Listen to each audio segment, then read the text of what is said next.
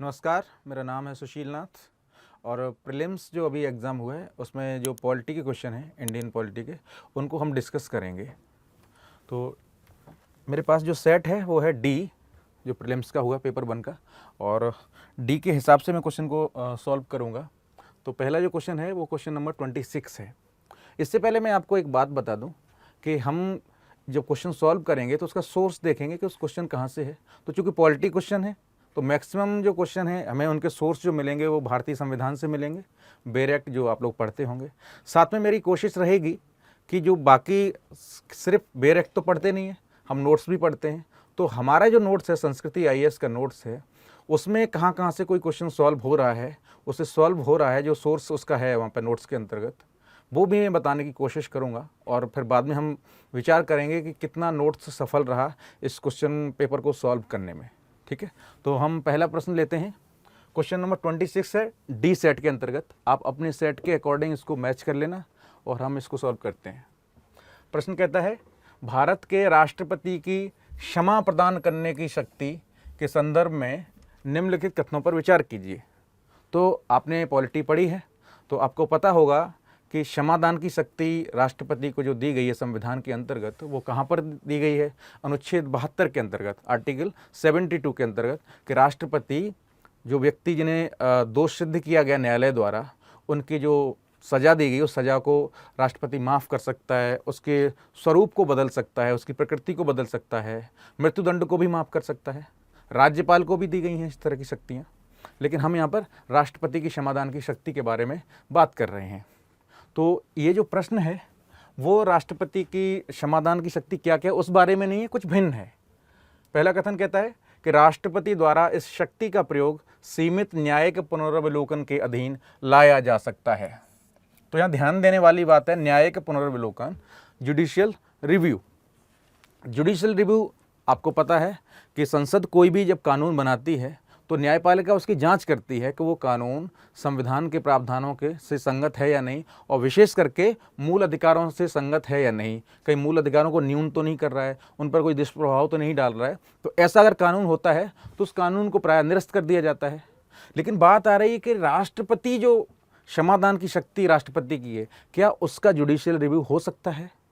तो सामान्यतः राष्ट्रपति की जो शक्ति है वो उसकी स्वविवेक की शक्ति है। स्वविवेक की शक्ति यानी मंत्रिपरिषद की परामर्श पर वो कार्य करेगा और किसी के लिए उत्तरदायी नहीं होगा, वो न्यायालय में इसके प्रति जवाबदेह नहीं होगा। सामान्यतः ये प्रकृति होती है, लेकिन पूरी तरह से नहीं। एक सीमित अर्थों में इसका जुडिशियल रिव्यू हो सकता है कि उसका आशय ये हो सकता है कि राष्ट्रपति ने ये जो डिसीजन लिया है, जो क्षमादान दिया है, उसके लिए पर्याप्त आधार, पर्याप्त साक्ष्य राष्ट्रपति के पास उपस्थित थे या नहीं, इस बात की सिर्फ राष्ट्रपति से पूछताछ की जा सकती है, उनसे मांगा जा सकता है। तो कह सकते हैं कि सीमित संदर्भ में न्यायिक पुनर्विलोकन की शक्ति दी गई है। ठीक है, तो क्वेश्चन है कि राष्ट्रपति द्वारा इस शक्ति का प्रयोग सीमित न्यायिक पुनर्विलोकन के अधीन लाया जा सकता है, तो ये ठीक है। अगला, राष्ट्रपति इस शक्ति का प्रयोग केंद्र सरकार की सलाह के बगैर कर सकता है। केंद्र सरकार से यहां आशय है मंत्रिपरिषद। मंत्रिपरिषद, तो संविधान में क्या प्रावधान किया गया है कि राष्ट्रपति को परामर्श देने के लिए एक मंत्रिपरिषद होगी और राष्ट्रपति उसकी सलाह के अनुसार कार्य करेगा। ठीक है, और राष्ट्रपति की किस तरह की शक्ति है? कार्यकारी शक्ति, एग्जीक्यूटिव पावर। तो अपनी सारी एग्जीक्यूटिव पावर्स हैं, राष्ट्रपति उनका जो प्रयोग करता है वो मंत्रिपरिषद की सलाह पर ही करता है, क्योंकि मंत्री जो कार्यपालिका क्या है, एग्जीक्यूटिव क्या है, मंत्रिपरिषद। तो मंत्रिपरिषद सलाह देने के लिए किसको है? राष्ट्रपति को। तो राष्ट्रपति जब कोई कार्यपालिका संबंधी कार्य करेंगे, एग्जीक्यूटिव कार्य करेंगे, तो उसमें मंत्रिपरिषद की सलाह लेनी ही होगी, तो वो उनके लिए अनिवार्य है। तो ये कथन हो गया गलत। तो पूछ रहा है कि उपरोक्त में से कौन से कथन सही हैं? तो कथन केवल एक सही है, तो आंसर हो गया ए। अब अगर इसके हम सोर्स की बात करें, जो मैं बात कर रहा था संस्कृति आईएएस का नोट, तो संस्कृति आईएएस की जो बुकलेट है पॉलिटी की, ठीक है, उसके अंतर्गत ये पेज नंबर इसमें दिख नहीं पा रहा है, पेज नंबर 118 वो है, और उसके पहले ही है ये। ठीक है, इसमें दिया गया राष्ट्रपति की क्षमादान की शक्ति और न्यायिक पुनर्विलोकन।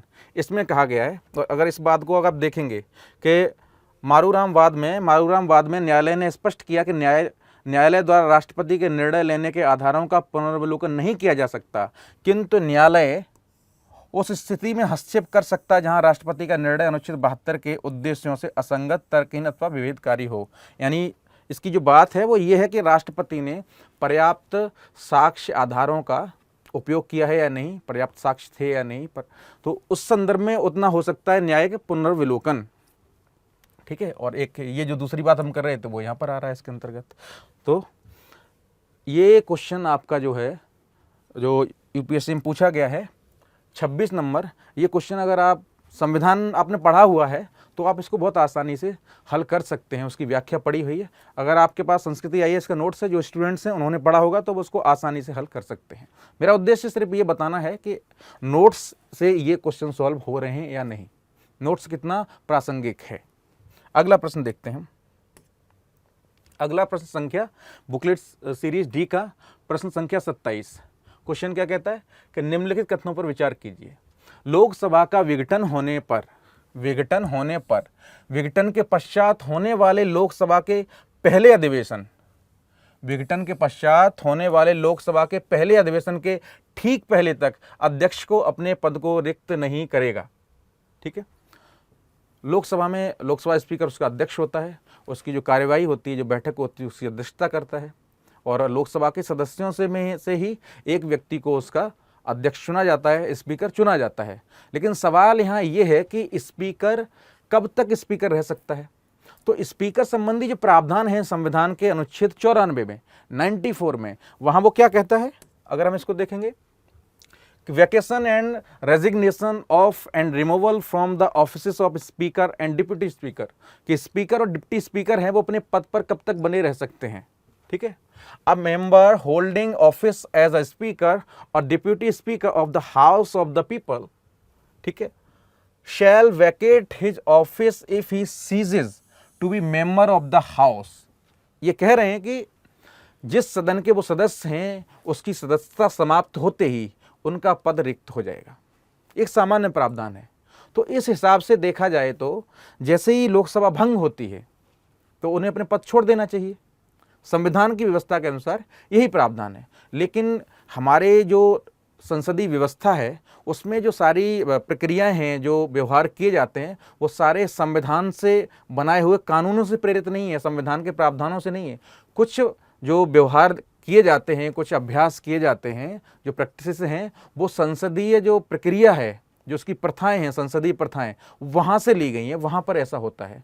तो भारत में जो संसदीय जो व्यवस्था है, जो प्रथाएं हैं, परंपराएं हैं, उसके अनुसार जब लोकसभा भंग हो जाती है तो स्पीकर अपना पद नहीं छोड़ता है, स्पीकर का पद खाली नहीं होता है। अगली लोकसभा चुनी जाएगी, सदस्य चुन के आएंगे और वो सदन के अंदर बैठेंगे, बैठक होगी। उस समय लोकसभा स्पीकर के पद पर पुराना वाला स्पीकर ही होगा और उसके तुरंत बाद सबसे पहले एक प्रोटेम स्पीकर चुना जाता है, वो सदस्यों को शपथ दिलाता है। तो जैसे ही प्रोटेम स्पीकर का चयन कर लिया जाएगा, जो पुराना अध्यक्ष है वो अपना पद खाली कर देगा। तो प्रश्न जो हमारा उसका विकल्प है पहला, वो क्या कहता है कि लोकसभा के विघटन हो गया, विघटन के पश्चात होने वाले लोकसभा के पहले अधिवेशन, यानी नई लोकसभा चयन होकर के आ गई है, उसके ठीक पहले तक अध्यक्ष अपने पद को रिक्त नहीं करेगा। तो बिल्कुल ठीक बात है, कथन ठीक है। दूसरा, भारत के संविधान के उपबंधों के अनुसार लोकसभा का कोई सदस्य अध्यक्ष के रूप में निर्वाचित होने पर अपने राजनीतिक दल से तुरंत त्यागपत्र दे देगा। तो संविधान में ऐसी कोई व्यवस्था है ही नहीं। लोकसभा अध्यक्ष किसी न किसी राजनीतिक दल का, संसदीय दल का सदस्य ही होता है और अध्यक्ष बनने के बाद उसे अपने राजनीतिक दल से, सदस्यता से त्यागपत्र देने की आवश्यकता नहीं होती। संविधान में इस तरह कोई प्रावधान नहीं है। हाँ, ब्रिटेन के संविधान में इस तरह की व्यवस्था है कि हाउस ऑफ कॉमन्स का जब वहाँ कोई अध्यक्ष बनता है तो वो अपने राजनीतिक दल से अपनी सदस्यता त्याग देता है। तो उसको कन्फ्यूजन कराने की कोशिश की गई है, ऐसा नहीं होता है। तो त्यागपत्र नहीं देगा, गलत है। थर्ड, लोकसभा के अध्यक्ष को लोकसभा के तत्कालीन समस्त सदस्यों के बहुमत से पारित संकल्प द्वारा अपने पद से हटाया जा सकेगा, किंतु कोई संकल्प तब तक प्रस्तावित नहीं किया जाएगा जब तक कि उस संकल्प को प्रस्तावित करने के आशय की कम से कम 14 दिन की सूचना न दी गई हो। बिल्कुल ठीक कथन है। संविधान का जो जो 94 आर्टिकल है वही कहता है कि अगर किसी, जैसे ये वाला है ना थर्ड वाला C, may be of the people, the person may be removed from his office by a resolution of the House of the people passed by a majority of all the then members of the House. में दो चीज ध्यान रखनी है, majority of the then members मतलब उस समय सदन के अंदर कितने सदस्य उपस्थित थे। जो हम बोलते हैं ना, पढ़ते हैं सदन में उपस्थित सदस्यों का बहुमत, उसकी बात कर रहे हैं। तो सदन में जो उपस्थित सदस्य थे उनके बहुमत से उसे अपने पद से हटाया जा सकता है। कोई प्रस्ताव लाया जाए कि उसको हटाने के लिए लोकसभा में कोई प्रस्ताव लाया जा सकता है, और सदस्य जितने उपस्थित थे, सपोज 120 सदस्य उपस्थित थे, तो उसका बहुमत, तो 120 का आधा कितना हुआ 60, तो 61 सदस्य जो हैं वो अगर उस पर सहमति दे देते हैं, उस पर हस्ताक्षर कर देते हैं, तो अपने पद से लोकसभा अध्यक्ष हट जाएगा। लेकिन उसके लिए शर्त है, उससे क्या होगा, provided that no resolution for the purpose of clause C, जिसकी अभी हम बात कर रहे थे, शैल बी मूव्ड, तब तक नहीं उसको आगे बढ़ाया जाएगा, at least 14 days notice has been given of the intention to move the resolution. मतलब जो प्रस्ताव जिस दिन लाया जाना है उससे कम 14 दिन पहले ये उसे सूचना नहीं दे दी गई है कि हम आपके लिए कम से कम 14 दिन पहले दी जाएगी, ठीक है, कि हम 14 दिन के बाद या इस तारीख को, जिसमें बीच में कम से कम 14 दिन होने चाहिए, आपको पद से हटाने के लिए एक प्रस्ताव लाया जा रहा है सदन में, तो ये होनी चाहिए शर्त पूरी। तो कथन हमारा क्या कहता है, लोकसभा के अध्यक्ष को लोकसभा के तत्कालीन समस्त सदस्यों के बहुमत, ठीक है, पारित संकल्प द्वारा अपने पद से हटाया जा सकेगा, किंतु कोई संकल्प तब तक प्रस्तावित नहीं किया जाएगा जब तक उस संकल्प को प्रस्तावित करने के आशय की कम से कम 14 दिन की सूचना न दे दी गई हो। तो बिल्कुल ठीक है, 94 जो आर्टिकल है कॉन्स्टिट्यूशन का उसके अकॉर्डिंग ही है ये बात, ठीक है, तो ये ठीक है। तो कौन कौन सा सही है, क्या पूछ रहा, कौन कौन सही है, फर्स्ट और थर्ड, 1 और 3 सही है, तो 1 और 3 यानी आंसर हो गया सी। तो आप देख रहे हैं पहला वाला जो क्वेश्चन था 26 नंबर, वो भी कॉन्स्टिट्यूशन से सॉल्व हुआ। हमने अपने नोट्स का उसका रेफरेंस दिखाया कि नोट्स में एज इट इज वो शब्द हैं, वो बात पूरी कही गई है नोट्स के अंतर्गत भी, संस्कृति आईएएस का नोट्स है। लेकिन संविधान में आपको क्या पढ़ना चाहिए आप खुद डिसाइड कर सकते हैं। अगर आप बेरेक्ट पढ़ते हैं, संविधान, भारत का संविधान पढ़ लेते हैं, तो आपके सारे क्वेश्चन सॉल्व हो रहे हैं उसके साथ भी। संस्कृति आईएएस की जिस नोट्स की बात कर रहे थे आपको, वो नोट्स का यहाँ पर रेफरेंस दिया गया है, पेज नंबर 74 है पॉलिटी की बुकलेट का, कि लोकसभा के तत्कालीन समस्त सदस्यों के बहुमत से पारित संकल्प द्वारा अपने पद से हटाया जा सकेगा, परंतु ऐसी किसी प्रस्ताव के लिए उसे कम से कम 14 दिन पूर्व सूचित करना आवश्यक है। सीधी सी बात लिखी गई है इसके अंतर्गत। अगला प्रश्न देखते हैं, क्वेश्चन नंबर 28 इन बुकलेट सीरीज डी। निम्नलिखित कथनों पर विचार कीजिए। यदि कोई प्रश्न उठता है कि लोकसभा का कोई सदस्य 10वीं अनुसूची के अधीन निरर्हता से ग्रस्त हो गया है या नहीं, तब संघ की मंत्रिपरिषद की राय के अनुसार राष्ट्रपति का निर्णय अंतिम होगा। जो दल बदल संबंधी 10वीं अनुसूची है उसके संदर्भ में यहाँ बात हो रही है, और 10वीं अनुसूची के संदर्भ में कोई सदस्य अयोग्य है या नहीं, इसका अंतिम निर्णय कौन करता है, लोकसभा के संदर्भ में लोकसभा अध्यक्ष, और राज्यसभा के संदर्भ में राज्यसभा का तत्कालीन सभापति, वो उपराष्ट्रपति हो सकता है, अगर उपराष्ट्रपति नहीं है तो सदन का कोई दूसरा सदस्य हो सकता है। तो उस पर अंतिम निर्णय कौन लेता है, सदन का पीठासीन अधिकारी, ना कि राष्ट्रपति। तो ये कथन गलत हो गया, ठीक है, और ये बात संविधान में स्पष्ट रूप से कही गई है 10th शेड्यूल के अंतर्गत, ठीक है। अगला, भारत के संविधान में शब्द राजनीतिक दल का कोई उल्लेख नहीं है। वर्तमान संदर्भ में यह कथन गलत है, लेकिन 10वीं अनुसूची जो शामिल की गई थी संविधान में, उसके बाद राजनीतिक शब्द का इस्तेमाल किया गया है इसी संदर्भ में। जो व्यक्ति को, किसी सदस्य को अगर अयोग्य साबित किया जाता है दल बदल के आधार पर, तो दल बदल कहाँ होगा, दल से ही होगा। तो इसीलिए राजनीतिक दल शब्द का इस्तेमाल पहली बार संविधान में 10वीं अनुसूची के समय किया गया। उससे पहले जो मूल संविधान था उसमें 8 अनुसूचियां थीं, तो 8 अनुसूचियों के अंतर्गत या फिर संविधान के बाकी प्रावधानों के अंतर्गत कहीं भी राजनीतिक दल शब्द का इस्तेमाल नहीं किया गया था। तो लेकिन अगर वर्तमान संदर्भ में देखेंगे तो संविधान में 12 अनुसूची हो चुकी हैं, ठीक है। तो अभी तो है इसके अंतर्गत, तो दोनों कथन गलत हो जाएंगे। पूछा है कि उपरोक्त कथनों में से कौन सा से सही है, ठीक है। तो ना तो एक सही है ना दो, तो आंसर हो गया डी। रेफरेंस की बात कर लेते हैं तो 10th शेड्यूल पूरा इसके अंतर्गत दिया गया है। जैसे 10th शेड्यूल का 6 क्लॉज कहता है कि decision on questions as to disqualification on ground of defection, यानी दल बदल के आधार पर जो निर्णय लिया जाएगा वो कौन करेगा। If any question arises as to whether a member of a house has become subject to disqualification under this schedule, the question shall be referred for the decision of the chairman, or as the case may be the speaker of such house, and his decision shall be final. कौन है? Chairman या speaker. Rajya Sabha में chairman होगा, लोकसभा में speaker होगा, और उसका decision अंतिम होगा, राष्ट्रपति यहां नहीं होगा, ठीक है।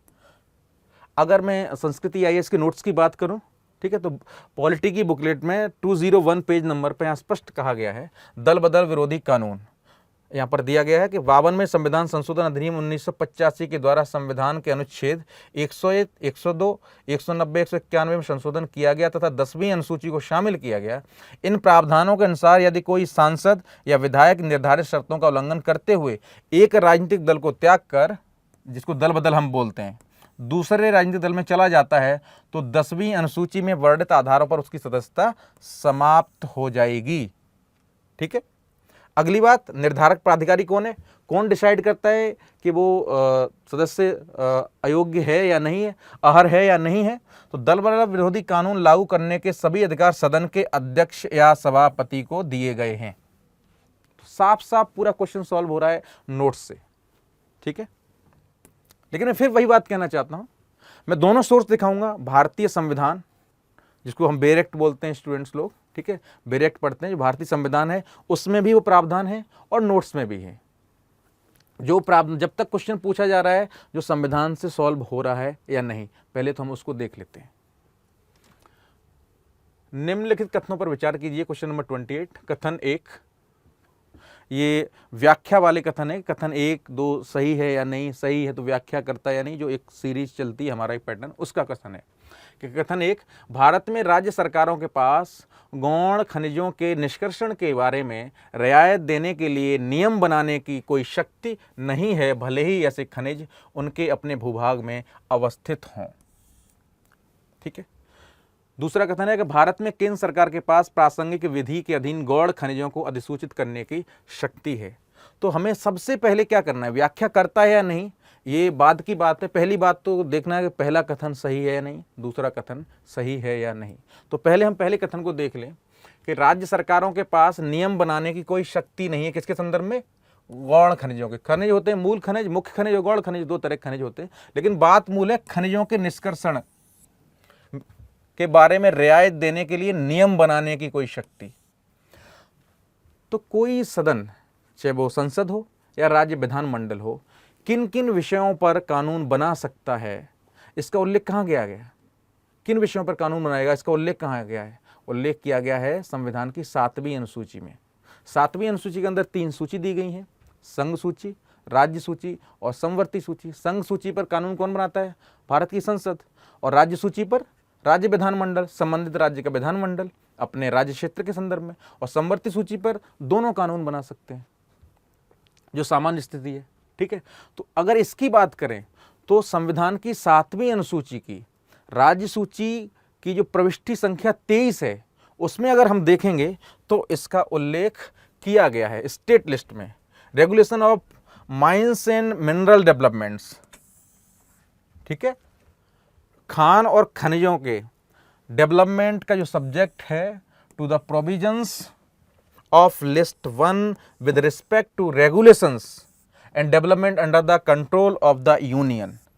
संघ के राज्य क्षेत्र में ही आएगा, ठीक है। लेकिन अगर वो राज्य के राज्य क्षेत्र के अंतर्गत है और पहली अनुसूची में संघ को उसकी जिम्मेदारी दी गई है, लेकिन अपने राज्य के अंतर्गत उनके विनियमन के संबंध में कानून कौन बना सकता है? राज्य सरकार बना सकती है, ठीक है। जबकि कह रहे कि नहीं बना सकती है, तो ये कथन हो गया गलत। अब अगर हम सिर्फ इतनी सूचना के आधार पर एलिमिनेट करें तो बिल्कुल क्वेश्चन सॉल्व हो जाएगा। क्वेश्चन एक, कथन एक गलत हो गया, तो बोला है कथन एक और कथन दोनों सही है। नहीं, बिल्कुल नहीं सही, पहला गलत हो गया तो ये विकल्प कैंसिल हो गया। कथन एक कथन दोनों सही है, दोनों में बात करता है, दोनों कथन नहीं रहे। कथन एक सही है किंतु कथन दो सही नहीं है, तो कथन एक सही नहीं है, ये भी गलत हो गया। कथन एक सही नहीं है किंतु कथन दो सही है, इसमें स्थितियां ये हैं कि इसमें सिर्फ एक कथन कोई गलत हो सकता है। और अगर इत्तेफाक से पहला ही कथन गलत हमने पता लगा लिया तो हम आंसर लगा सकते हैं, हमें बाकी विचार करने की जरूरत नहीं है। अगर आप स्टूडेंट हैं और आप क्वेश्चन सॉल्व कर रहे हैं तो आपको समय भी आपके पास सीमित होता है, 2 ही घंटे का समय होता है, तो समय की बचत बहुत ज़रूरी है। अगर आपको शुरू में पता लग गया कि कथन गलत है, फिर आप उसका आंसर लगाइए, आंसर हो जाएगा डी। आप डी आंसर लगाइए और आगे बढ़ जाइए। लेकिन चूँकि हम व्याख्या कर रहे हैं तो हम उस पर बात कर लेते हैं, उसके जो भी आयाम है वो कहाँ सर है, संविधान में कहाँ से सॉल्व हो रहा है या नोट्स में कहाँ पर मिल सकता है, वो उसकी बात हम कर ले रहे हैं। हमारे पास समय है, एग्जाम देते समय इतना समय नहीं होता है। दूसरा कथन कहता है कि भारत में केंद्र सरकार के पास प्रासंगिक विधि के अधीन गौण खनिजों को अधिसूचित करने की शक्ति है। बिल्कुल है। इस 7वीं अनुसूची है, उसकी पहली जो लिस्ट है यूनियन लिस्ट 7वीं अनुसूची की, उसमें 54 जो इसकी एंट्री है उसके अंतर्गत यही बात संघ को दी गई है, संघ रेगुलेशन बना सकता है, तो बिल्कुल बना सकता है। तो ये कथन ठीक है, तो आंसर हो गया डी, ठीक है। अब प्रश्न संख्या हम 31 देखते हैं, डी सीरीज का। सीरीज में पहले बता दिया है कि जो मैं सॉल्व कर रहा हूं वो पेपर 1 की सीरीज डी है। भारतीय राज्य व्यवस्था के संदर्भ में निम्नलिखित कथनों पर विचार कीजिए।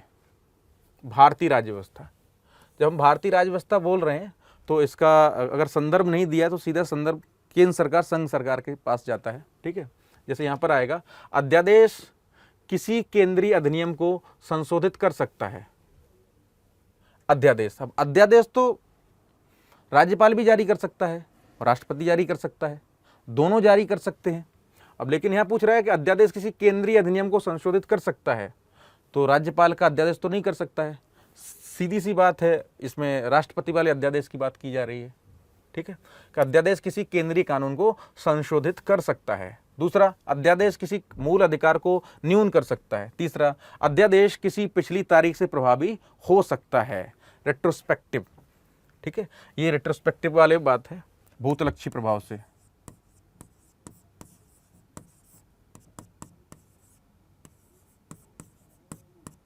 इंग्लिश में इसको बोलते हैं रेट्रोस्पेक्टिव फैक्ट।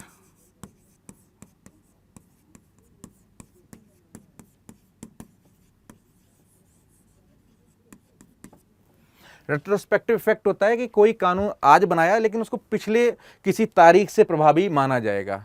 जैसे वेतन आयोग होता है ना, कि इसकी 8वां वेतन आयोग लग गया, ये वेतन आयोग लग गया, तो जब उसकी जो सैलरी लोगों की बढ़ती है वो पिछली तारीख से बढ़ती है, ठीक है, उसको बोलते हैं भूतलक्षी प्रभाव से। कोई भी हमने कानून बनाया कि अमुक व्यक्ति को कोई कानून के तहत उसको दोषी पाया गया है, ठीक है, तो उसके तहत 5 साल की सजा है, लेकिन ये सजा काटते उस व्यक्ति को 3 साल हो गए। अब उस कानून में संशोधन हुआ और एक नया कानून बनाया गया जिसमें बोला गया कि इस अपराध के लिए 10 साल की सजा होगी। तो अगर ये कानून लागू हो जाए तो उस व्यक्ति ने कितने साल की सजा काटी है, और जिस तारीख को उसको सजा हुई है, सपोज दैट ये जो कानून को लागू करने की तारीख है वो वही तारीख मानी जाए या उससे भी पहले की मानी जाए, तो ये व्यक्ति 3 साल की सजा काट चुका है, अब काटेगा 10 साल के अकॉर्डिंग। तो 3 काटनी, 7 साल और काटेगा। पहले कितनी और काटनी? 2 साल। इसको बोलते हैं। लेकिन क्या होता है अभी हम उसकी चर्चा करेंगे। तो अध्यादेश की अगर हम बात करें तो अध्यादेश कहाँ आता है? अनुच्छेद 123 के तहत राष्ट्रपति अध्यादेश जारी कर सकता है। कब? जब संसद का सत्र न चल रहा हो तो, और कुछ ऐसी स्थितियां बन गई हों कि उनके लिए कानून बनाना आवश्यक है लेकिन संसद सत्र में नहीं है, तो ऐसे में क्या किया जाएगा? राष्ट्रपति अध्यादेश जारी कर सकता है उसको समस्याओं के समाधान के लिए। और वो अध्यादेश की जो शक्ति होती है, मूल बात वो है, क्वेश्चन वहां सॉल्व होगा। अगर हम देखें 123 में, power of president to promulgate ordinances during recess of parliament, तो इसमें क्या बात कह रहा है इफ़ कब जारी किया जा सकता है वो तो हम बात कर ही चुके हैं कि जब संसद सत्र में नहीं है। इसके जो शक्ति है इसकी ऑर्डिनेंस की, उसके बारे में हम देख ले सकते हैं।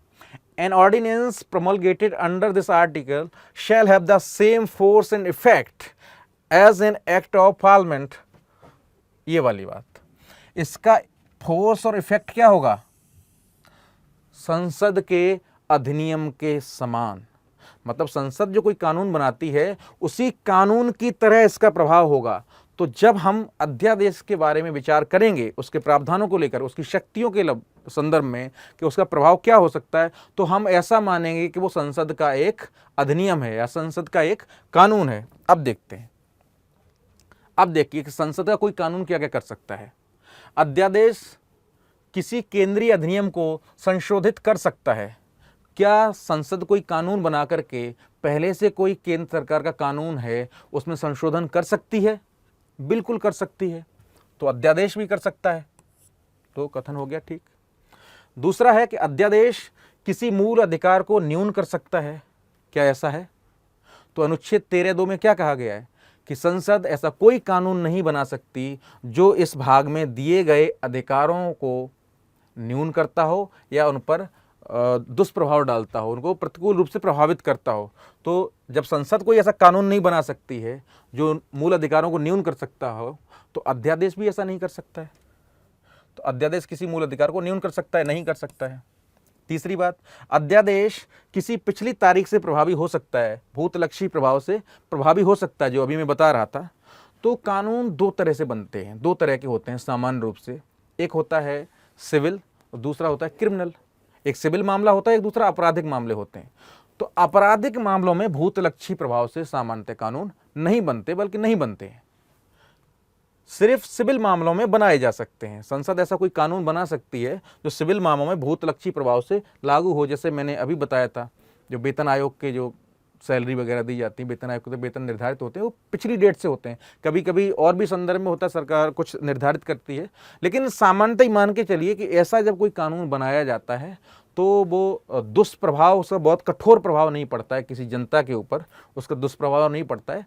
कहीं ना कहीं जनता को कुछ लाभ हो रहा होता है, उसे कुछ उसका सरकार को तरफ से कुछ प्रावधान था देने का, कोई प्रॉमिस किया गया था, उसके संदर्भ में बनाया जाता है। जनता के लिए कुछ भलाई का काम ही होता है, कोई नकारात्मक प्रभाव वाली बात नहीं होती है। आपराधिक कानून में नकारात्मक प्रभाव वाली हो जाएगी क्योंकि उसमें सजा कठोर होती है, तो उसमें नहीं किया जा सकता है। सिविल मामलों में किया जा सकता है, तो कानून के माध्यम से भी हो सकता है, तो अध्यादेश के माध्यम से भी हो सकता है। तो ये ठीक है। तो कौन कौन सही हो गया? 1 और 3। कौन कौन सही है? 1 और 3, यानी आंसर हो गया सी सही। संविधान में हम देख चुके हैं, इसका उल्लेख किया गया है। ठीक है। अगर संस्कृति आईएएस के नोट्स की बात करें तो अनुच्छेद 123 के अनुसार राष्ट्रपति द्वारा प्रख्यापित अध्यादेश का वही बल और प्रभाव होगा जो संसद के अधिनियम का होता है। तो संसद के अधिनियम का जो प्रभाव होता है उसके आधार पर हमने विचार किया तो क्वेश्चन हमारा सॉल्व हो गया। तो ये क्वेश्चन भारत के संविधान से भी सॉल्व हो रहा है और संस्कृति आईएएस के नोट्स से भी सॉल्व हो रहा है। जैसे इसमें कहा था, किसी अध्यादेश के द्वारा नागरिकों के मूल अधिकारों को न तो छीना जा सकता है न कम किया जा सकता है। साफ साफ वही बात कही है जो वहाँ पर दी गई है, और ये 13 इसमें कहा गया है। तो ठीक है। अगला प्रश्न, निम्नलिखित युग्मों पर विचार कीजिए। राज्य वर्णन, सूची है, दोनों को मिलाना है। ठीक है। अरुणाचल प्रदेश, अब हमें ये देखना है कि यहाँ पर जो राज्य दिए गए हैं इसके संबंध में जो उल्लेख किया गया वो ठीक है या नहीं। अगर ठीक है तो सही होगा, नहीं है तो नहीं, गलत होगा। अरुणाचल प्रदेश, एक किले से राजधानी का नाम पड़ा और राज्य में 2 राष्ट्रीय उद्यान है। ऐसा है क्या? तो बिल्कुल है। तो आप लोगों को पता है कि अरुणाचल प्रदेश की राजधानी ईटानगर है। ईटानगर जो उसका नाम पड़ा, वहाँ पर एक फोर्ट है, ईटा फोर्ट। ईटा फोर्ट है, उसी के आधार पर उस राजधानी का नाम पड़ा है इसका ईटानगर। तो पहली वाली बात तो ठीक है। और 2 राष्ट्रीय पार्क हैं, बिल्कुल, एक नामदफा है और एक दूसरा जो राष्ट्रीय पार्क है वो है मौलिंग राष्ट्रीय उद्यान, अरुणाचल प्रदेश के अंतर्गत। तो पहला तो ठीक है। नागालैंड, यह राज्य एक संविधान संशोधन अधिनियम के आधार पर अस्तित्व में आया। यह राज्य संविधान संशोधन अधिनियम के आधार पर अस्तित्व में आया, बिल्कुल ठीक है। नागालैंड जो बना है वो 13वें संविधान संशोधन अधिनियम के माध्यम से एक पूर्ण राज्य बना। उससे पहले ये असम का एक जिला हुआ करता था। ठीक है।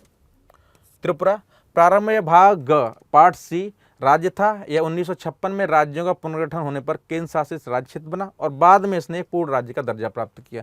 ये बात बिल्कुल ठीक है। संविधान जब बना उस समय राज्यों की 4 श्रेणियां हुआ करती थी मोटी मोटी। एक पहली श्रेणी वो राज्य थे जो ब्रिटिश शासित प्रांत थे, जो शुरू में आपको पता होगा कि पहले ब्रिटिश शासित प्रांत थे जहां ब्रिटेन का शासन था जिन क्षेत्रों पर। कुछ क्षेत्र ऐसे थे जो देसी रियासतों के अंतर्गत आते थे। ठीक है, तो वो एक अलग श्रेणी बना दी गई। कुछ ऐसे थे जहां पर कमिश्नर का शासन था, कुछ ऐसे थे जहां पर मिलिट्री वाला शासन था, जैसे इसको मिलिट्री के ऑफिसर जो है मेजर कैटेगरी के, उनका शासन हुआ करता था। ठीक है, 4 कैटेगरी के राज्य थे बहरहाल। ठीक है, उसमें ये ग श्रेणी यानी पार्ट सी जो था उसके अंतर्गत था त्रिपुरा, और बाद में वो केंद्र शासित प्रदेश बना और उसके बाद राज्य गठन, जो पुनर्राज्य गठन हुआ उसके माध्यम से उसे पूर्णतः एक राज्य बना दिया गया। तो तीनों सही हैं, तो आंसर हो जाएगा सी। अगला प्रश्न,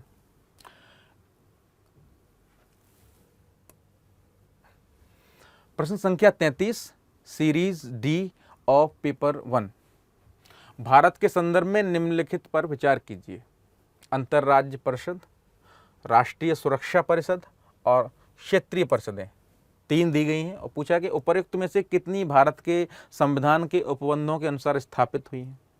तो संविधान में अगर आप देखेंगे तो आर्टिकल 263 अनुच्छेद 263 में अंतर्राज्य परिषदों के गठन का प्रावधान किया गया है, तो ये तो ठीक है। राष्ट्रीय सुरक्षा परिषद और क्षेत्रीय परिषदें, ये जो दोनों हैं, ठीक है, क्षेत्रीय परिषद जो है राष्ट्रीय सुरक्षा परिषद, उसको प्रधानमंत्री उस समय जो अटल बिहारी वाजपेयी थे 98 में, उन्होंने इसका गठन करवाया था। और क्षेत्रीय परिषदों का गठन संसदीय अधिनियम राज्य पुनर्गठन अधिनियम 1956 के तहत किया गया है। ठीक है, तो ये दोनों इसके अंतर्गत नहीं आएंगे। सिर्फ संविधान में कौन है? अनुच्छेद 263 में अंतर्राज्य परिषद। तो उत्तर हो जाएगा इसका, कितने सही है? केवल 1। अगला प्रश्न देखते हैं। अगर संस्कृति आईएएस के नोट्स की बात करें तो 263 की बात होगी, अंतर्राज्यीय परिषद। अनुच्छेद 263 के अंतर्गत राज्यों के मध्य तथा केंद्र एवं राज्यों के मध्य सहयोग और समन्वय स्थापित करने के लिए राष्ट्रपति अंतर्राज्यीय परिषद का गठन कर सकते हैं। गठन करेगा कौन? राष्ट्रपति। कभी भविष्य में एक क्वेश्चन ये भी बन सकता है। ठीक है, तो एक कथन आपका यहां मिल जा रहा है। ठीक है, और क्षेत्रीय परिषद, क्षेत्रीय परिषदों का गठन संसदीय अधिनियम राज्य पुनर्गठन अधिनियम 1956 के अंतर्गत किया गया है। तो ये भी आपको पता हो गया। ठीक है, ना कि संविधान के माध्यम से किया गया है। तो ये क्वेश्चन यहां से भी सॉल्व हो जा रहा है। अगला क्वेश्चन हम देखते हैं। तो अब तक हमने देखा, अगर मैं नोट्स की बात करूं, सिर्फ एक क्वेश्चन छोड़ के सारे क्वेश्चन नोट्स से एज इट इज रूप में सॉल्व हो जा रहे हैं और भारत के संविधान के अंतर्गत भी सॉल्व हो जा रहे हैं। ठीक है, क्वेश्चन नंबर 34, निम्नलिखित कथनों पर विचार कीजिए। भारत के संविधान में स्पष्ट रूप से उल्लिखित है कि कतिपय बातों में किसी राज्य का राज्यपाल अपने विवेकानुसार कार्य कर सकता है। क्या ऐसा उल्लेख है? भारत के संविधान में कहा गया है कि राज्यपाल कुछ मामलों में अपने स्वविवेक के अनुसार कार्य कर सकता है। संविधान में कहा भी गया है और आपको पता भी होगा कि बहुत प्रसिद्ध जो सबसे महत्वपूर्ण प्रावधान है और प्रसिद्ध प्रावधान है वो है अनुच्छेद 201 का, जिसमें क्या करता है? राज्यपाल राष्ट्रपति के विचारार्थ किसी विधेयक को आरक्षित रख सकता है। राज्य विधायिका विधानमंडल जब कोई विधेयक पारित कर करके राज्यपाल की अनुमति के लिए पास उसके लाते हैं, तो ये राज्यपाल का स्वविवेक है। ये उसकी कार्यकारी शक्ति नहीं है कि वो कार्यपालिका के साथ विचार विमर्श करके, मंत्रिपरिषद के साथ विचार विमर्श करके उसको उनके पास वापस भेजेगा या उस पर साइन कर देगा। यहाँ पर राज्यपाल को स्वविवेक की शक्ति दी गई है कि वो उस विधेयक को राष्ट्रपति के विचार के लिए आरक्षित रख सकता है। तो दी गई है, लेकिन स्पष्ट रूप से भी प्रावधान किया गया है आर्टिकल 163 में। इंडियन कॉन्स्टिट्यूशन आर्टिकल 163 क्या कहता है? Council of ministers to be aid and advice governor.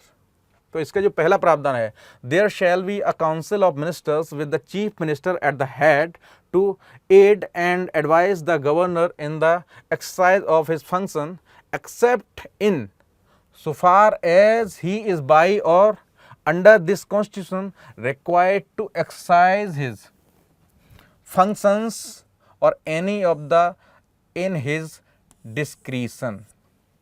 तो राज्यपाल को डिस्क्रिशनरी पावर संविधान के अनुच्छेद 163 के अंतर्गत स्पष्ट रूप से भी दी गई हैं, ठीक है। और ये जो बात कर रहा है कि वो मंत्रिपरिषद की सलाह के अनुसार ही कार्य करेगा, लेकिन जहां उसके स्वविवेक की बात आती है, स्वविवेक के अनुसार कार्य करना होगा, वहां वो अपने स्वविवेक के अनुसार कार्य करेगा, वहां मंत्रिपरिषद की सलाह पर कार्य नहीं करेगा।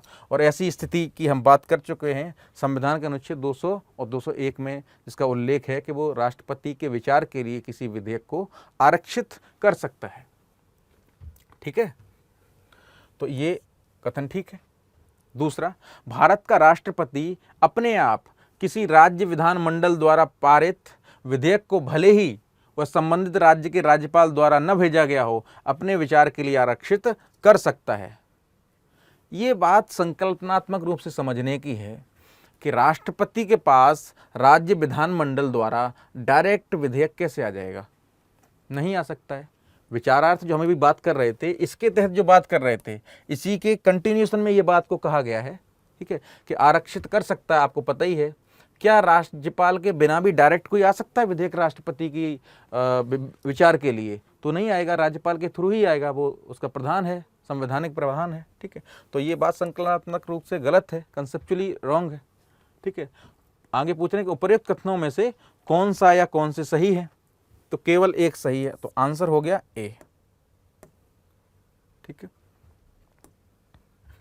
अगर हम यहाँ पर संस्कृति आईएएस के नोट्स की बात करें तो पेज नंबर 137 और पेज नंबर 120 पर इसका उल्लेख किया गया है कि विवेकाधीन जो शक्तियाँ हैं, संवैधानिक विफलता की स्थिति में राज्य में राष्ट्रपति शासन लागू करने के लिए राष्ट्रपति से सिफारिश करना।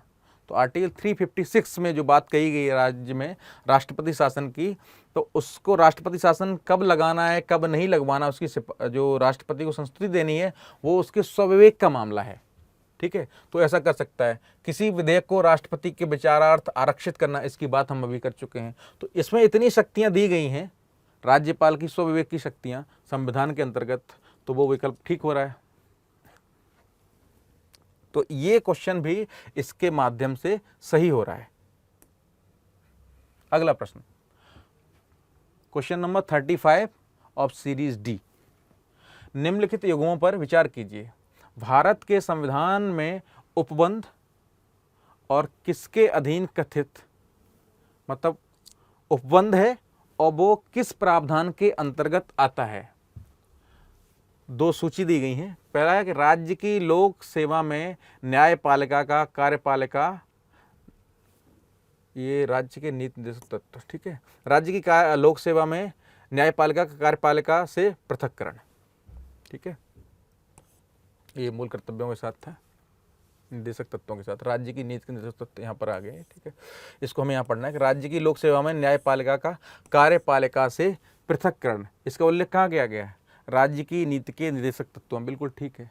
अगर डीपीएसपी आप देखेंगे, ठीक है, तो डीपीएसपी के अंतर्गत 51A में फंडामेंटल राइट्स है और आर्टिकल 50 में इसका उल्लेख किया गया है separation of judiciary from executive, कार्यपालिका से न्यायपालिका का पृथक्करण। दूसरा है हमारी सामाजिक संस्कृति की समृद्ध विरासत का महत्व समझना और उसका परिरक्षण करना मूल कर्तव्य में है। अनुच्छेद 51A 51 का, जिसमें मूल कर्तव्य दिए गए हैं, उन मूल कर्तव्यों के अंतर्गत एक प्रावधान है कि हमारी सामाजिक संस्कृति की समृद्ध विरासत का महत्व समझना और उसका संरक्षण करना। इसकी जो बात की गई है, ये जो फंडामेंटल राइट्स है, ठीक है, इसमें जो F है, एंट्री F है, उसमें बोला है it shall be the duty of every citizen of India to value and preserve the rich heritage of our composite culture. वो सामाजिक संस्कृति की बात है, कंपोजिट कल्चर। यहाँ पर आप देखें तो लिखा होगा value and preserving of the rich and heritage of our composite culture.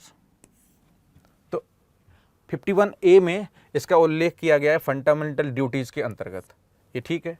कारखानों में 14 वर्ष से कम आयु के बच्चों के नियोजन का निषेध, मूल अधिकार, बिल्कुल आर्टिकल 24 में फंडामेंटल राइट्स के अंतर्गत इसका प्रावधान किया गया है कि ठीक है, कारखानों में 14 वर्ष से कम आयु के बच्चों के नियोजन का निषेध उसके अंतर्गत किया गया है। तो ये भी ठीक है।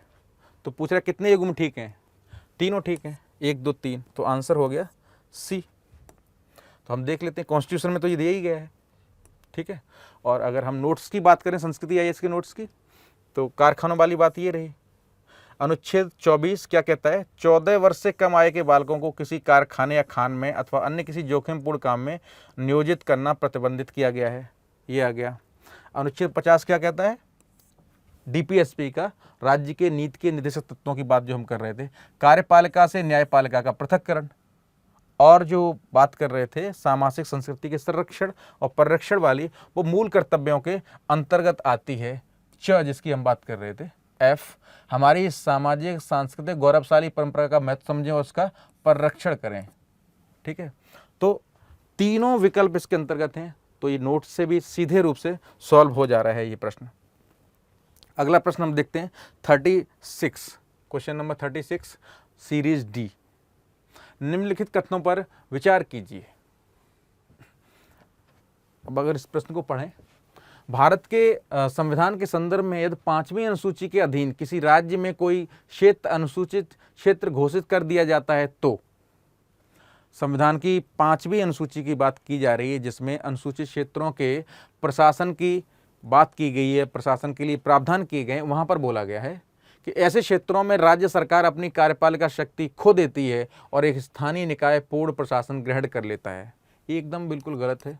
अगर आप देखेंगे 5वीं अनुसूची, तो उसमें स्पेशली जो उसका क्लॉज 2 है, वो कहता है executive power of state in scheduled areas, subject to the provisions of this schedule, the executive power of a state extends to the scheduled areas therein। यानी उस राज्य में जो अनुसूचित क्षेत्र हैं उन पर राज्य की कार्यपालिका शक्ति का विस्तार होता है। कहने का मतलब है राज्य के, किसी राज्य के अंतर्गत जो अनुसूचित क्षेत्र हैं उसका प्रशासन प्रत्यक्ष रूप से कौन करता है? राज्यपाल। किसके बिहाफ पर? राष्ट्रपति के बिहाफ पर। राज्यपाल, तो राज्यपाल जब करता है तो राज्य की कार्यपालिका शक्ति का विस्तार होगा, ठीक है। तो ये कथन गलत हो गया। अगला है, संघ की सरकार कतिपय परिस्थितियों में राज्यपाल की सिफारिश पर ऐसे क्षेत्रों के पूर्ण प्रशासन को हाथ में ले सकती है। एकदम, अगर इस बात को अगर आप कंसेप्ट के अनुसार देखेंगे तो एकदम ठीक उल्टी बात कही गई। अभी हम क्या कह रहे थे कि राष्ट्रपति का प्रत्यक्ष शासन होता है, और ये राष्ट्रपति इस पर किसकी सिफारिश से काम करेगा, किसके परामर्श पर काम करेगा? मंत्रिपरिषद, यानी केंद्र सरकार के आधार पर। तो जो चीज़ पहले से प्रत्यक्ष नियंत्रण में है उसके, उस पर राज्यपाल की सिफारिश की क्या जरूरत, जो उसका प्रतिनिधि है। मान लीजिए आपको कोई काम, अमुक काम, एक्स काम है, इसकी जिम्मेदारी देखने के लिए आपने एक व्यक्ति को रखा है यहाँ पर, मिस्टर ए को, कि आप इसको देखिए, आप बोल रहे हैं। तो आपको ऐसी जरूरत क्यों पड़ जाएगी कि इस पर प्रत्यक्ष नियंत्रण अगर आपको करना है तो इन्हें पूछना पड़ेगा, ये सिफारिश करेंगे साहब आप इसको देख लो। हमें जब करना होगा तो हम डायरेक्ट कर लेंगे, इनको बोलेंगे आप हट जाइए, एक सामान्य रूप से समझा जाए। लेकिन संविधान में जो व्यवस्था है तो प्रत्यक्ष नियंत्रण तो राष्ट्रपति का ही होता है। तो ऐसी स्थिति की बन ही नहीं सकती है, बनती ही नहीं है। तो इसलिए ऐसा कोई प्रावधान नहीं है, ठीक है। तो ये गलत हो गया।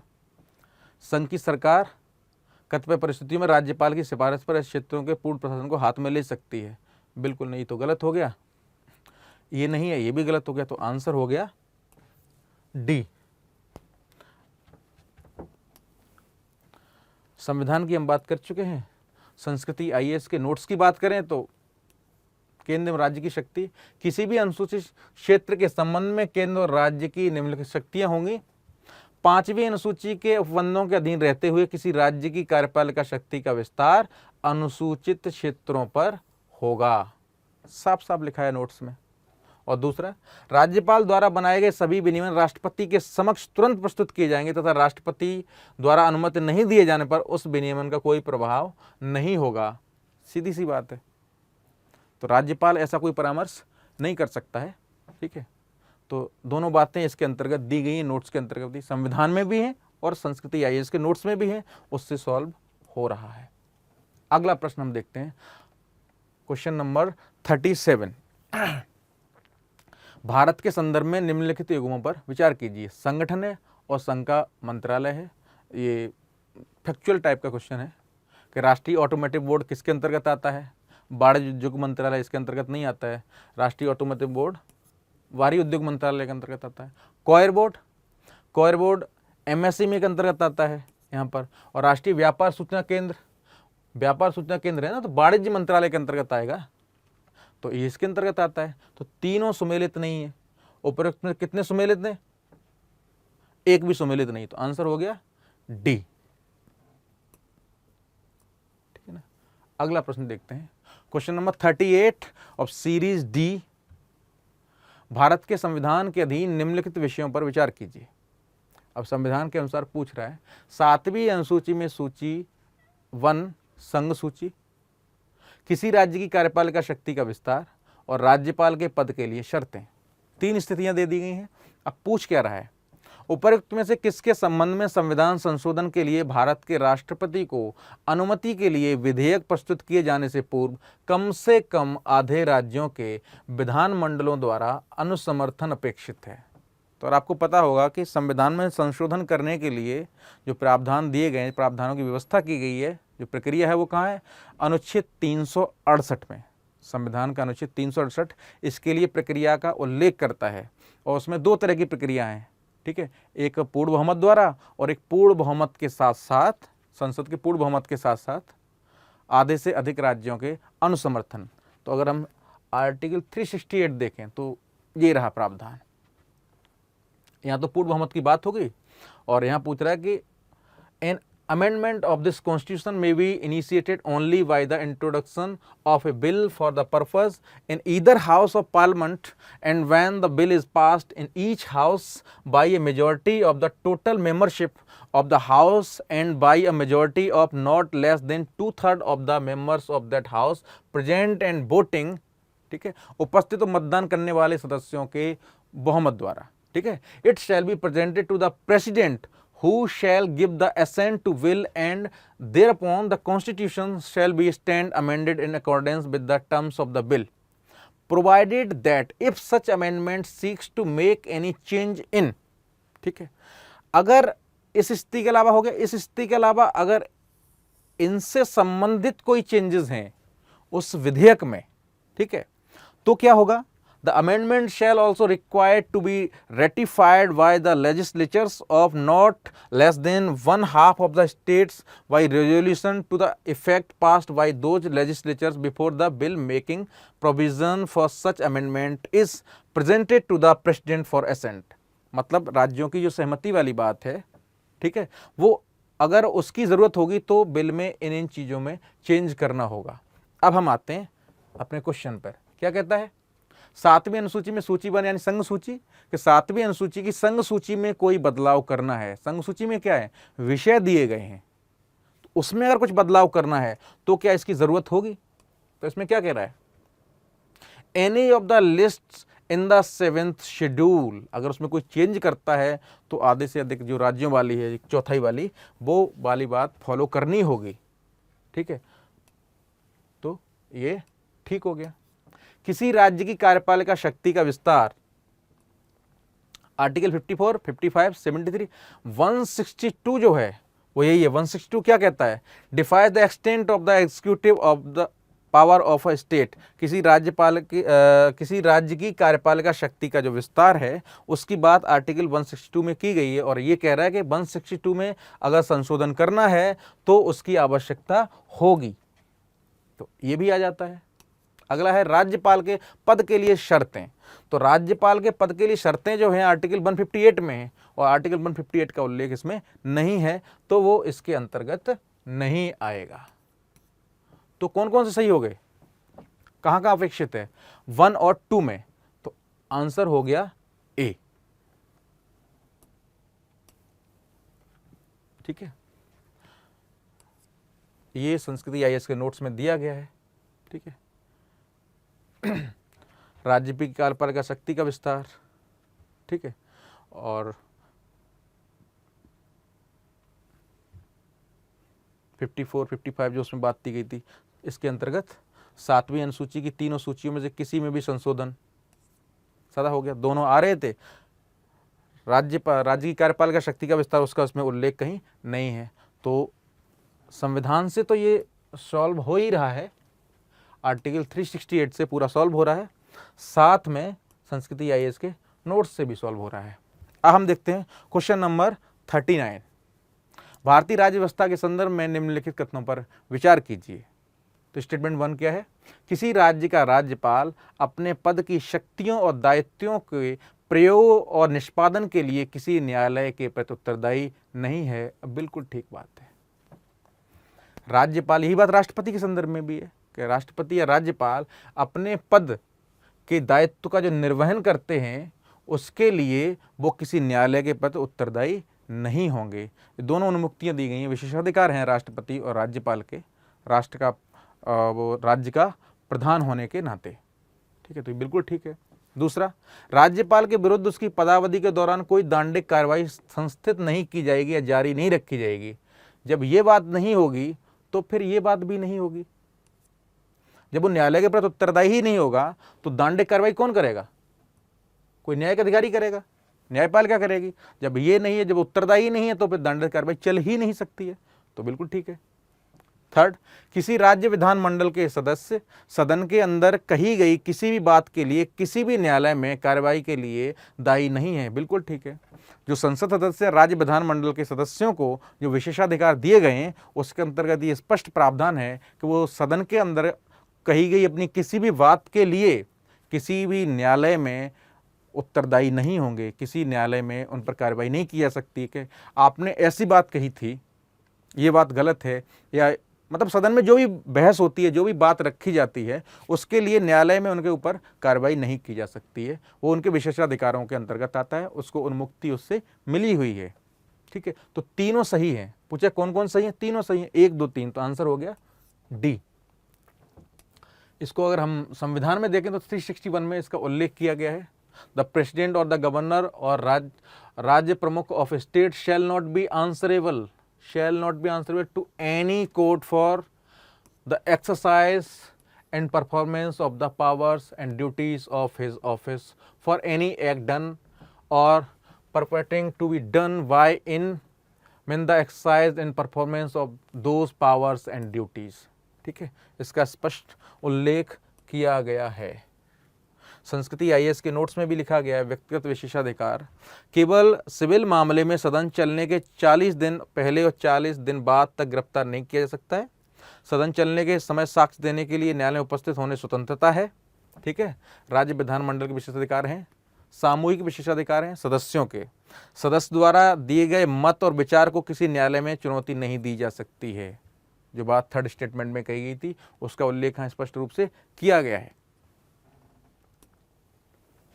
अगला क्वेश्चन देखते हैं, क्वेश्चन नंबर 41। निम्नलिखित कथनों पर विचार कीजिए।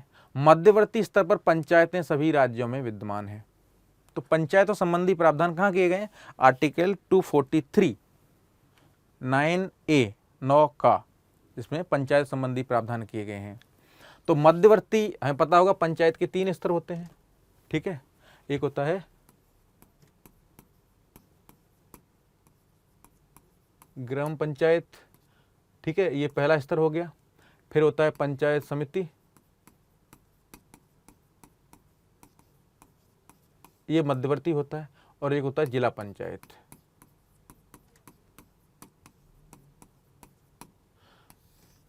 अब मध्यवर्ती के संदर्भ में संविधान में स्पष्ट उल्लेख किया गया है 243 के अंतर्गत जो प्रावधान किए गए हैं, अलग अलग प्रावधान, उसमें ये प्रावधान किया गया है कि मध्यवर्ती स्तर की पंचायत के लिए संबंधित राज्य की जनसंख्या है वो 20 लाख से अधिक होनी चाहिए। तो कई राज्य हैं भारत में, जैसे अरुणाचल प्रदेश हो गया, सिक्किम हो गया, गोवा हो गया, इनकी जनसंख्या 20 लाख नहीं है, तो वहाँ पर कैसे हो सकती मध्यवर्ती स्तर की पंचायत? तो सभी राज्यों में विद्यमान है, ये कथन गलत हो गया। मध्यवर्ती स्तर पर किसी पंचायत में सदस्य होने हेतु पात्र होने के लिए किसी व्यक्ति को 30 वर्ष की आयु प्राप्त होनी चाहिए। मध्यवर्ती स्तर की पंचायत का सदस्य होने के लिए किसी व्यक्ति को कितना होना चाहिए? 30 वर्ष का। तो ये बात ठीक नहीं है, ये बात गलत है, और इसके लिए जो न्यूनतम आय दी गई है वो है 21 साल इसके अंतर्गत दिया गया है। ठीक है, पहले वाली बात यहाँ पे लिखा गया है, अनुच्छेद 243 बी का क्लॉज 2 के अनुसार ऐसे राज्य जिनकी जनसंख्या 20 लाख से अधिक नहीं है, उन राज्यों में मध्यवर्ती स्तर की पंचायतों का गठन नहीं किया जाएगा। सॉल्व हो गया ये कथन, जो आपका पहला स्टेटमेंट था। ठीक है, दूसरा, व्यक्ति की जो उसका बन सकता है सदस्यता, तब उसका जो बन सकता है वह संबंधित राज्य विधानमंडल के निर्वाचन के लिए निरर्ह है, किंतु वह इस आधार पर निरर्ह नहीं होगा कि उसकी आयु 25 वर्ष से कम है यदि उसने 21 वर्ष की आयु पूरी कर ली होगी। यानी न्यूनतम आयु कितनी होनी चाहिए? 21 वर्ष। तो कभी कभी ये प्रश्न आ जाता है कि पंचायत का प्रमुख या ग्राम प्रधान होने के लिए न्यूनतम आयु कितनी है? ग्राम प्रधान है, आपके जो प्रधान हैं जहाँ जहाँ पर जिन जिन विद्यार्थियों के यहाँ पर प्रधान होते हैं गांव में, ठीक है, उनकी न्यूनतम आयु कितनी होती है? 21 वर्ष। तो ये गलत हो गया।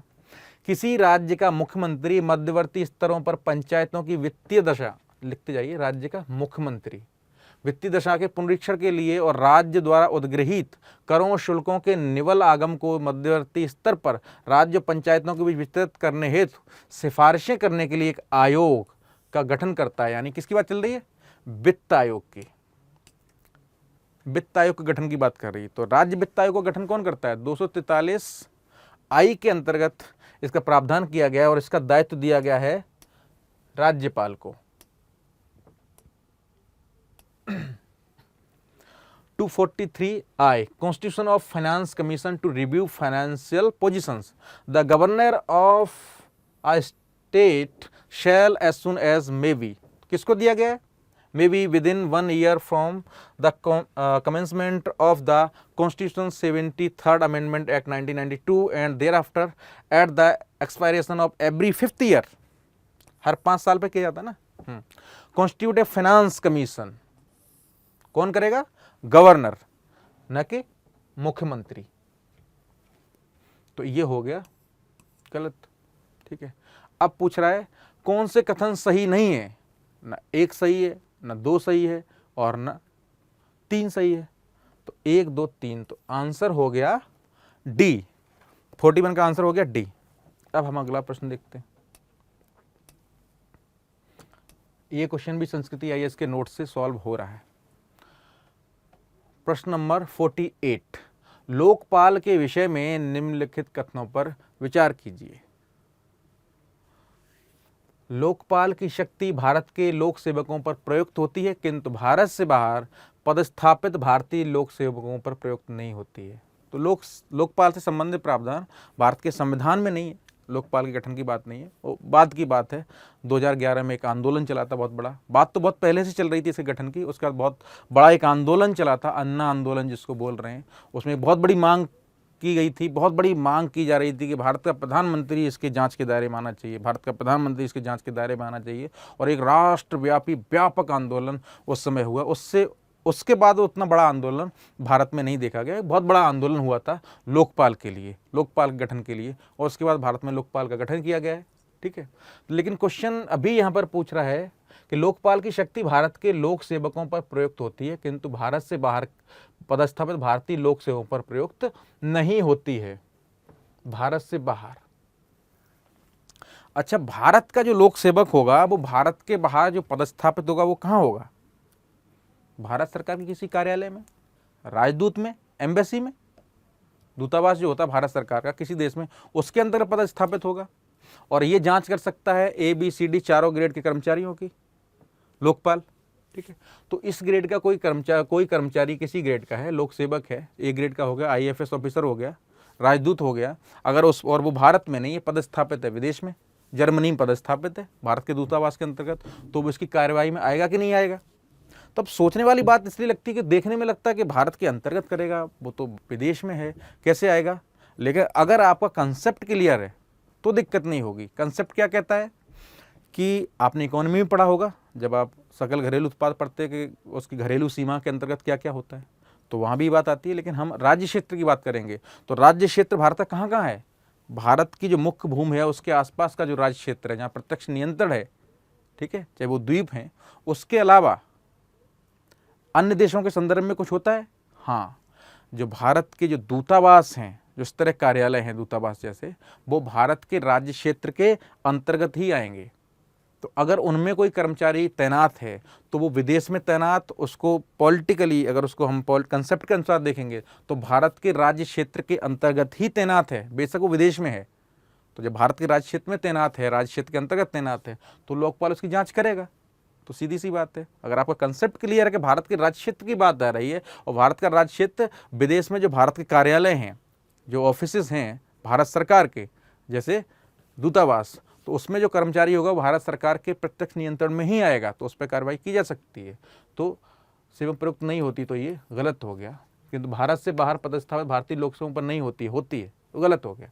दूसरा, संसद का कोई सदस्य या किसी राज्य संघ राज्य क्षेत्र के विधानमंडल का कोई सदस्य इसका अध्यक्ष या सदस्य नहीं होगा और केवल भारत का मुख्य न्यायमूर्ति, चाहे वो पदधारी हो या सेवानिवृत्त, इसका अध्यक्ष होगा। इसका जो अध्यक्ष होने के लिए क्या शर्त आवश्यक है? इसका अध्यक्ष होने के लिए भारत का जो सर्वोच्च न्यायालय है उसका कोई भी न्यायाधीश होना चाहिए। वो न्यायाधीश अभी है या रिटायर्ड हो गया है, कोई फर्क नहीं पड़ता है। और जो CJI होगा, मुख्य न्यायमूर्ति होगा, वो न्यायाधीश तो होगा ही होगा। तो इसके लिए एकमात्र शर्त है वो भारत के सर्वोच्च न्यायालय का न्यायाधीश रहा हो या हो, ये शर्त होनी चाहिए। तो ये गलत हो जाएगा। मुख्य न्यायमूर्ति चाहे वो पदाधिकारी हो, सेवानिवृत्त हो, सिर्फ मुख्य न्यायाधीश नहीं है, कोई भी न्यायाधीश, सुप्रीम कोर्ट का कोई भी जस्टिस जो होगा, कोई भी जज होगा, वो इसका अध्यक्ष बन सकता है। ठीक है। तीसरा, इसका अध्यक्ष या सदस्य के रूप में पद धारण करने की तारीख को 45 वर्ष से कम वय का व्यक्ति नहीं होगा। बिल्कुल ठीक है। लोकपाल का अध्यक्ष बनने के लिए न्यूनतम आयु जो है वो 45 वर्ष निर्धारित की गई है, तो बिल्कुल ठीक है। लोकपाल भारत के पदासीन प्रधानमंत्री के विरुद्ध भ्रष्टाचार के अभिकथनों की जांच नहीं कर सकता है। तो मैं शुरू में चर्चा की थी कि जो 2011 में एक आंदोलन चला था, बहुत राष्ट्रव्यापी आंदोलन चला था, और उसकी सबसे मूल जो मांग थी वो यही थी कि प्रधानमंत्री को उसकी जांच के दायरे में लाया जाए, और फिर प्रधानमंत्री को उसकी जांच के दायरे में लाया गया। तो ये कथन गलत है। तो पूछ रहा है कि कौन सा सही है इनमें से, तो सही है सिर्फ तीसरा। तो आंसर हो गया ए। ठीक है।